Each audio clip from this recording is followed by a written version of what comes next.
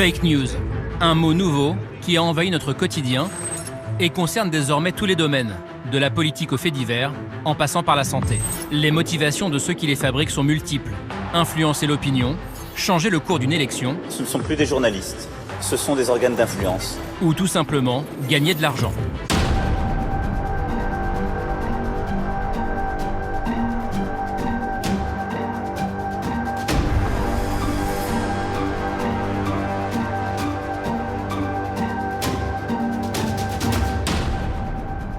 Le principe même de la recommandation sur les réseaux sociaux et sur Facebook en particulier, c'est de faire des analyses d'audience et de faire des typologies des internautes en fonction de leur centre d'intérêt, en fonction de leur goût, de la manière dont ils communiquent, de leur comportement de citoyens ou de consommateurs et de les mettre dans des petites cases. Vous avez des entreprises aujourd'hui dont le cœur de métier est de recueillir toutes vos poussières, parce qu'il y a aussi une chose qui nous rassure sur Internet. À chaque fois que vous utilisez sur votre téléphone une application pour appeler un taxi, pour passer une commande en ligne, vous avez l'impression d'être dans autant de mondes différents. Oui. Et dans chacun de ces mondes, quand vous vous déplacez avec votre GPS qui reste allumé, quand vous faites un selfie... Arrêtez, c'est horrible. Non, mais ce qui se passe, c'est qu'à chaque fois, vous laissez des poussières dans lesquelles il y a des codes, dans lesquels ces codes marquent votre propre identité. C'est vous. Vous avez des entreprises qui font des centaines de millions de chiffres d'affaires en collectant ces données et en les mettant dans une petite boîte. Donc, toutes les données que vous avez laissées dans l'année, on les recueille dans une petite boîte François Bunel. Je sais bien qu'ils utilisent mes données, mais enfin, bon, c'est anodin, hein, c'est pas bien grave. Non, ça n'est pas normal que ce qu'on laisse dans notre boîte mail ou sur un réseau social appartienne au réseau social ou à la boîte mail. Non, ça nous appartient. Pourquoi eux peuvent les revendre ? Personne ne dit aux gens qui utilisent Internet, Facebook est la plus grande entreprise de proxénétisme au monde. Proxénétisme ? Oui, Facebook est une entreprise de proxénétisme. Pourquoi proxénétisme ?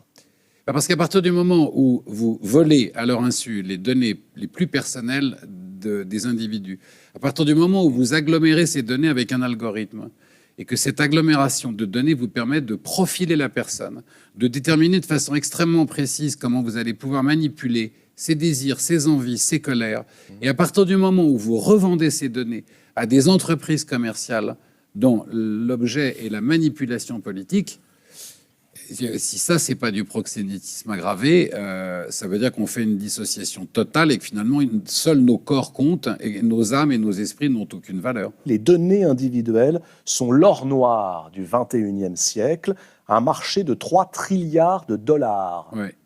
que se partagent les entreprises qui les collectent, les agglomèrent et en tirent profit. Entreprises qui en savent plus sur toi et ta vie que tes parents, ton conjoint et tes amis. Cet écosystème QAnon repose sur les algorithmes des réseaux sociaux qui, eux, ont une logique strictement économique. On vous recommande les types de contenus qui correspondent à vos centres d'intérêt parce que tout l'enjeu est de vous faire passer le plus de temps possible sur ces plateformes. Et donc, in fine, vous rapporterez encore plus d'argent à la plateforme. Le problème, c'est qu'on ne vend pas de la nourriture, mais on pousse des contenus idéologiques. Il y a une opération fameuse que je raconte dans le livre, qui est une opération vraie, où, dans un pays que je ne nommerai pas, le vote, tous les sondages, on savait que le vote se jouait à 5 ou 6%. Et le gouvernement en place a fait appel à une entreprise de manipulation politique. Il a été conduit chez Facebook une expérience qu'ils ont appelée « expérience de contagion à grande échelle ». Le fait est que ça a parfaitement fonctionné. Ils étaient en mesure d'avoir une incidence sur des actions de la vie réelle sans jamais que l'utilisateur soit réellement conscient de ce qui s'est passé. Ils ont créé sur Internet un mouvement qui s'appelait « Fais-le ». Ils ont embauché des rappeurs qui étaient hyper contents et qui n'ont pas du tout vu qu'ils étaient manipulés, qui étaient hyper contents de voir qu'ils participaient à un mouvement pro-jeune. Et le slogan de « Fais-le », c'était très simple.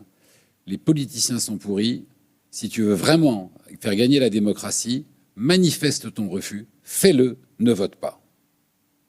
On imprime des sweatshirts, les rappeurs chantent, il y a un hymne qui est créé, qui est relayé par YouTube. Ça contamine la jeunesse fait des fêtes, et l'objectif, c'était de faire en sorte que 10% des jeunes ne votent pas. Le parti qui a embauché cette entreprise a gagné les élections avec 5,8% des voix. Opération réussie et 10% des jeunes ne sont pas allés voter parce que fais-le. Le fonctionnement de l'application est propice à la propagation des fake news. Les messageries d'applications comme WhatsApp fonctionnent selon une logique de cercle intime où je vais échanger avec des proches, avec ma famille, avec mes amis, avec des gens de confiance, en qui j'ai confiance. Et lorsqu'ils me diffusent une information, je vais être moins regardant sur la source qu'ils partagent. Comment créer des fake news? En fabriquant notamment ce qu'on appelle des mèmes. Leur méthode est simple. Choisir une image, la détourer et changer le fond en y collant une seconde image.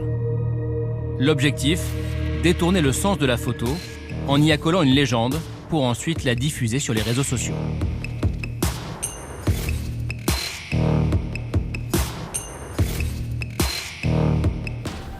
Les réseaux sociaux sont une chambre d'écho qui est très importante et sur 2 points, ça change radicalement la donne. Le premier, c'est effectivement cette capacité extrêmement rapide à répandre des fausses informations. Et donc pour nous, journalistes, même malgré tout le travail de vérification qui peut être fait, ça prend du temps. Et donc en fait, on arrive dans un tempo qui est trop en retard. Et puis le deuxième point, c'est qu'ils accélèrent la polarisation du débat. On le voit évidemment aux États-Unis, mais en fait, on le voit très bien en France. On le voit même là dans la crise sanitaire, à quel point les positions sont cristallisées, avec des gens qui sont certains d'avoir raison, et y compris sur les théories les plus incroyables qu'on peut voir. L'entreprise WhatsApp ne peut contrôler le contenu qui circule. WhatsApp, c'est une messagerie qui est cryptée de bout en bout, c'est-à-dire qu'on ne peut pas intercepter les communications pour pouvoir savoir quels contenus sont partagés, y compris pour WhatsApp. Ce qui veut dire que pendant de nombreuses années, on s'est peu intéressé aux contenus qui pouvaient circuler et être transférés de groupe en groupe. La quantité de résidus virtuels qui sont laissés par chacun de nous est absolument énorme. C'est-à-dire qu'on le sait tous. Hein, on sait que dès qu'on surfe sur Internet, on laisse ce que vous appelez des poussières, Marc Lévy. Et en fait, on fait comme si de rien n'était. Un adolescent de 14 ans qui rentre sur Internet, que ses parents laissent rentrer sur Internet, Facebook aura 74 000 points d'information sur cet adolescent quand il aura 18 ans. Il n'y a aucun être humain dans sa vie qui connaîtra autant de choses sur cet adolescent que Facebook. Donc quand vous postez sur Instagram la photo de votre bébé qui vient de naître avec une intention qui est légitime, ça part du cœur, vous avez envie de partager, c'est la plus belle chose qui vous arrête dans votre vie. Vous venez de ficher votre enfant. Le jour où Facebook vend la photo de votre enfant à des gouvernements totalitaires, et si vous croyez qu'ils ne le font pas, vous vous trompez, vous avez fiché votre enfant. Et cet enfant sera fiché toute sa vie. Ses intentions politiques, les articles qu'il lit, ses centres d'intérêt, les lectures, ses déviances. Est-ce qu'il y a des personnes qui peuvent se protéger de ça? Alors, la première chose que vous pouvez faire pour protéger vos enfants, c'est de ne pas les laisser rentrer sur la toile. La deuxième chose, c'est de les éduquer. C'est coercitif. Non, parce que c'est, comment vous dire, est-ce que vous lâchez un enfant dans la rue sans lui apprendre à traverser? Non. La première chose que les parents font quand on descend avec nos enfants dans la rue, on leur apprend le feu rouge, la voiture, le danger. Et pendant les premiers mois où ils sont avec nous dans la rue, on ne veille qu'à ça, qu'à leur sécurité. Il faut juste faire pareil sur la toile.